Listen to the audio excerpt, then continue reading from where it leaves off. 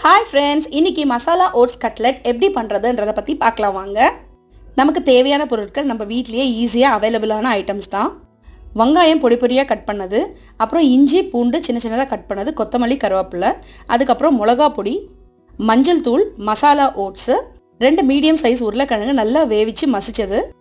இந்த மசாலா ஓட்ஸ் தான் நான் இன்றைக்கி யூஸ் பண்ணுறேன். கொஞ்சம் பேருக்கு ஜீரகம், அதுக்கப்புறம் அஜ்வைனு, கொஞ்சம் பைண்டிங்காக ரவை சேர்த்துக்கலாம். ஏற்கனவே மசாலா ஓட்ஸில் உப்பு காரம்லாம் இருக்கனால எல்லாம் நான் கொஞ்சம் பார்த்து தான் சேர்த்துருக்கேன். உங்களுக்கு ஜாஸ்தி வேணாலும் சேர்த்துக்கோங்க. எல்லாத்தையும் நல்லா குழச்சி மிக்ஸ் பண்ணி ஒரு 15 மினிட்ஸ் தனியாக வச்சிடணும். அதுக்கப்புறம் ஒரு தவாவா இல்லை தோசைக்கல்ல சூடு பண்ணிக்கோங்க. கையில் கொஞ்சம் எண்ணெய் தேய்ச்சிட்டு ரவுண்டாக பால் மாதிரி செஞ்சு வடை மாதிரி தட்டி நம்ம பொறுமையாக ஒன்று ஒன்றா சுட்டு எடுக்கணும். இந்த ஸ்நாக் குழந்தைங்களுக்கு ரொம்ப நல்லது. நம்மளுக்குமே கூட ஹெல்தி வெயிட் லாஸ் பண்ணுறதுக்கு இது ரொம்ப ரொம்ப யூஸ்ஃபுல்லாக இருக்கும். ஸ்டவ்வை ரொம்ப ஸ்லோவில் வச்சு பொறுமையாக குக் பண்ணி எடுங்க. ஏர் ஃப்ரையர்லையும் நம்ம செய்யலாம். அவ்வளோதான், சிம்பிளான மசாலா ஓட்ஸ் கட்லெட் ரெடி ஆயிடுச்சு.